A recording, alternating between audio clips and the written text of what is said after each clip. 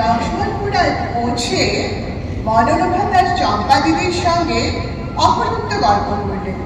বেলা করে এলো। চম্পা দিদি ব্যস্ত হয়ে বললেন, ওরে যা যা, শিগগির ফিরে যা, নয়তো অন্ধকার হয়ে যাবে যে। তোর বর ভেবে ভেবে সারা হবে। আমাদের বাবু চাকরি নেই, নইলে বাবু একটাকে তোর শুনি। কাল সকালে আমরা তোর বাড়ি যাব। মনোরমা তাড়াতাড়ি চলতে লাগলো। তার হাত কিন্তু এখন জল কম, মাঝে মাঝে বড় পাথর। তাতে পা ফেলে অনায়াসে পার হওয়া যায়। নদীর কাছাকাছি এসে মনোরমা দেখতে পেলেন বাঁ দিকে কিছু দূরে 4-5টা মোষ চলছে। তার মধ্যে একটা প্রকাণ্ড শিংওয়ালা জানোয়ার ফুটে ভঙ্গিতে তার দিকে তাকাচ্ছে। মোষের রাখাল একটি নদর বছরের ছেলে।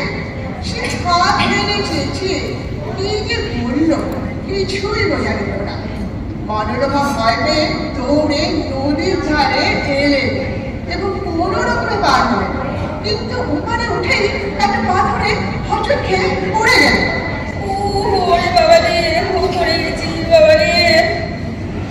উঠে দাঁড়াবার চেষ্টা করলেন, পারলেন না। পায়ের চিত্র অত্যন্ত বেদনা। চারদিকে জনশূন্য, সে রাখা ছেলেটাও অদৃশ্য। অন্ধকার ঘনিয়ে আসছে। আতঙ্কে মনোরমার বুদ্ধি নড়ল। হঠাৎ তার কানে এলো, পড়ে গেলেন নাকি? লম্বা লম্বা পা ফেলে তিনি এগিয়ে এলেন। তিনি একজন বিরাট পুরুষ, পরনে হাত পর্যন্ত ধুতি, তার উপর একটা নকশাদার ফতুয়া, মাথায় ভেড়ার চামড়া টুপি। মনোরমা দুই হাত ধরে টানতে টানতে আগন্তুক বললেন, উঠে পড়ুন, পারছেন না?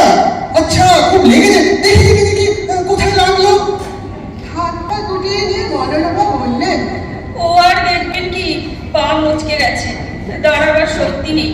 আপনি দয়া করে যদি একটা পালকি টালকি জোগাড় করে দেন তো বড়ই উপকার হয়। না না না না, আমি মারাঠি নই, বাঙালি বারেন্দ্র ব্রাহ্মণ। আপনি কি ভেবেছেন আমি রাবণ আর আপনি সীতা? আমি আপনাকে হরণ করতে এসেছি। আপনাকে বই নিয়ে গেলে কি আপনার কলঙ্ক হবে?